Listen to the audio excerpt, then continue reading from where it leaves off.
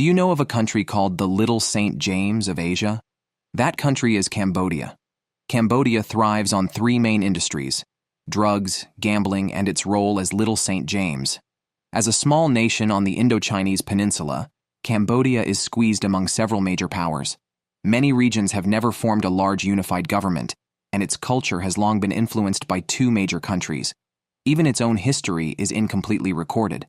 Even the most powerful Angkor Empire was just a local force that expanded its territory through agricultural productivity. Overall, this place is backward. It relies solely on agriculture and is notably impoverished. Whenever Vietnam and Thailand, the two major powers on the peninsula, compete for dominance, Cambodia suffers. Thailand took over the north, which is most suitable for farming, and Vietnam took over the most fertile area, the Mekong Delta, and established numerous proxy governments there. Later, when the French came, Cambodia thought of France as a righteous knight in shining armor and sought their fair judgment. However, Vietnam had already become France's core interest in Southeast Asia. Unable to directly resolve the peninsula's conflicts, France turned Cambodia into a buffer zone. They even trained a group of Vietnamese to manage Cambodia, similar to the Indian officers in the British concessions, who believed they were meant to rule Cambodia, superior to Cambodians, but inferior to the French. Thus, Cambodia's internal conflicts were redirected. Cambodians have never hated the French, but despise the Vietnamese who directly invade and enslave them. Therefore, the long-standing conflicts between Cambodia and Vietnam are inseparably linked to the French. Close to the equator, Cambodia can harvest rice thrice a year. To further solidify its colonial presence in Southeast Asia, France required them to grow only rice and corn, proclaiming that as long as they stayed away from modernization and maintained an agricultural state, they could avoid war. Under the careful cultivation of the French, Cambodia was like a fattened pig, living an idyllic life, completely unaffected by the world wars, and became France's major granary. Their already scarce industry almost disappeared overnight, resembling another successful application of the agricultural country plan by the U.S. to Brazil after World War II. It's not that developing agriculture is bad, but a country focusing solely on agriculture is a huge trap. How much farmland does a country have? What is the maximum annual output per acre? The government can calculate this clearly. This means there's a ceiling to agricultural productivity, which also caps the potential of countries like Cambodia. To achieve greater development from agriculture, one must increase the arable land. But the size of a country is fixed, unless one considers expanding territory like a failed art student, which is impossible given Thailand and Vietnam on either side. This meticulously designed state by businessmen clearly has a limited future, as a single agricultural economic model is very primitive, directly leading to Cambodia's backwardness in modern thinking. Before World War II, only 12 Cambodian students were documented as studying abroad. This society was characterized by two main issues: poverty and a lack of education. The latter is often more terrifying than poverty, as it can lead to a complete breakdown in values. During World War II, the Japanese arrived, displacing the French, and also introduced the comfort women system. In 1953, Cambodia regained sovereignty from French colonialists and declared independence. However, the domestic situation was very unstable, with factions loyal to France and new interest groups supported by the Soviet Union and the United States. This led Cambodia quickly to the brink of a civil war, which soon erupted into a severe conflict that spiraled out of control. Amidst the war, Cambodia's economic production halted, and society was filled with primitiveness and barbarism due to the lack of educational infrastructure. The most vulnerable group, women, were once again forced into dire straits, restarting the comfort women system. They primarily served armed warlords and foreign military forces, with European and American soldiers being particularly popular. Long influenced by colonial culture, these women harbored feelings of admiration towards Westerners, associating them with strong purchasing power. Some even harbored unrealistic fantasies that these foreign men would one day take them to live in the West, thereby changing their destinies. This led to the trend of rent a wife in Southeast Asia. For decades, the Royal Opera House in Britain and Broadway in the United States have been staging a sophisticated musical, Miss Saigon, which tells the love story between a Vietnamese prostitute and an American officer. This demonstrates the powerful influence of culture, which can beautify the history of aggression and reshape values, crafting a beautiful American dream for Asian women. Influenced by numerous Western films and literary works, a near-pathological yellow fever became popular. British scholar Ronald Hyam once said that colonization turned the world into a brothel for white men. Cambodia serves as a prime example. All they needed to do was set foot on this land and assume the role of masters. They subjectively viewed Asian women as submissive, a blend of gentleness and sexiness, which perhaps explains why Southeast Asia later became a paradise for foreign tourists seeking a rejuvenation. In their view, patronizing Asian women might seem like a benevolent act.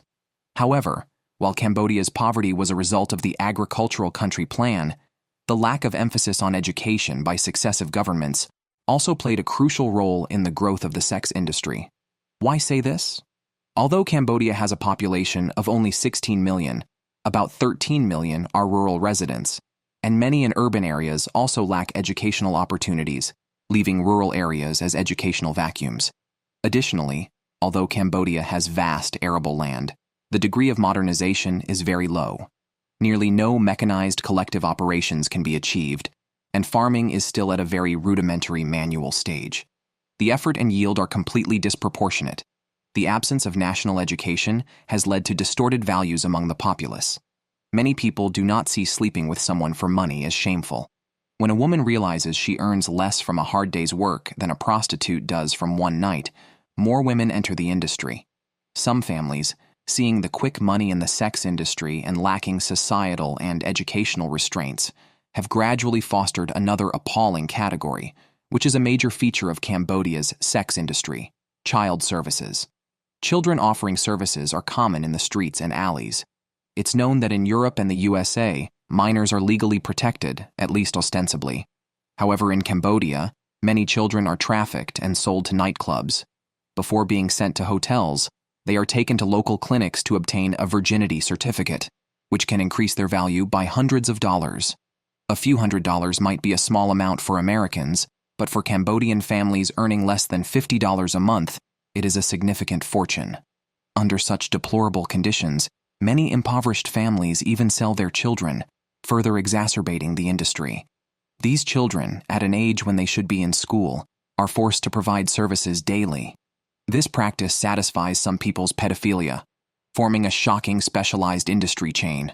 Although the Cambodian government declares sex trade illegal, the impact of colonial rule is profoundly deep.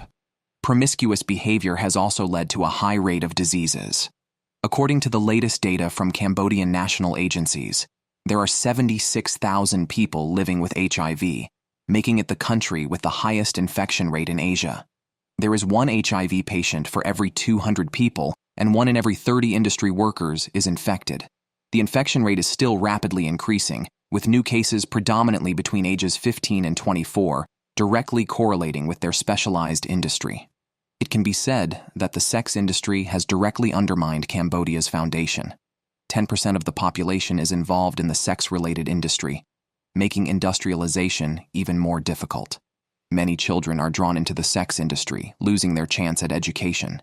With low moral standards and no future for the youth, this creates an unsolvable vicious cycle, pushing the country deeper into an abyss.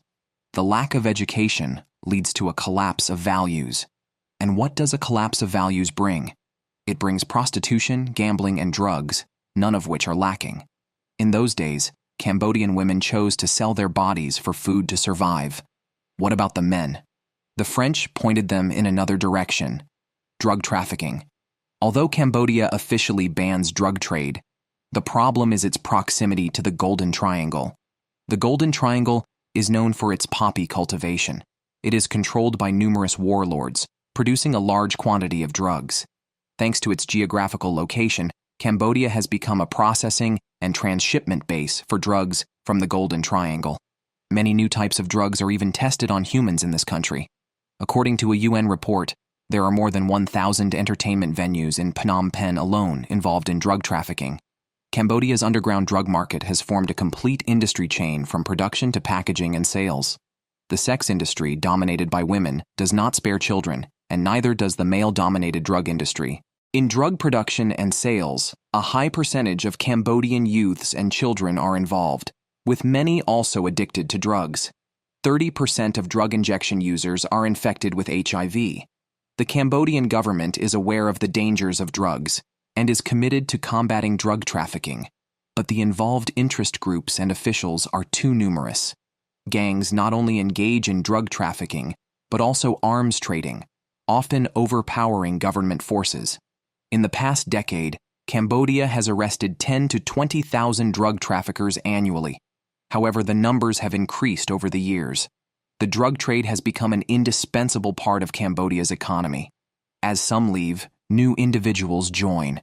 The fight against drugs, like the sex industry, has become intractable and irredeemable. Following this, the gambling industry emerged. In 2019, the Cambodian government ceased issuing new gambling licenses. Before that, not only was gambling legal, but it was also a source of tax revenue, the only gray industry openly encouraged by the government. However, Cambodian citizens were prohibited from participating, a clear double standard aimed at retaining tourist money. The process of obtaining and issuing gambling licenses itself forms a highly profitable industry chain, with government officials eager to participate and many owning stakes in casinos. Once started, gambling is like a beast in front of human nature and cannot be stopped. Many Cambodian citizens have joined, and as participation increased, online gambling in Cambodia also boomed, further facilitating the gambling industry. Sihanoukville, originally a small fishing village with a population of less than 100,000, has tripled in population with the rise of the gambling industry. Over half of Cambodia's legal casinos are in Sihanoukville. Seeing the profitability of online gambling in Sihanoukville, the telecommunications fraud industry also moved in. After crackdowns in Myanmar's telecom fraud hubs, Cambodia perfectly took over the industry, destabilizing society. Gamblers, having lost all their money and in need of more to gamble, resort to high-interest loans, drug trafficking, smuggling, and even murder. Cambodia's crime rate is the second highest in Southeast Asia, with frequent extreme violent crimes, another social issue brought by gambling.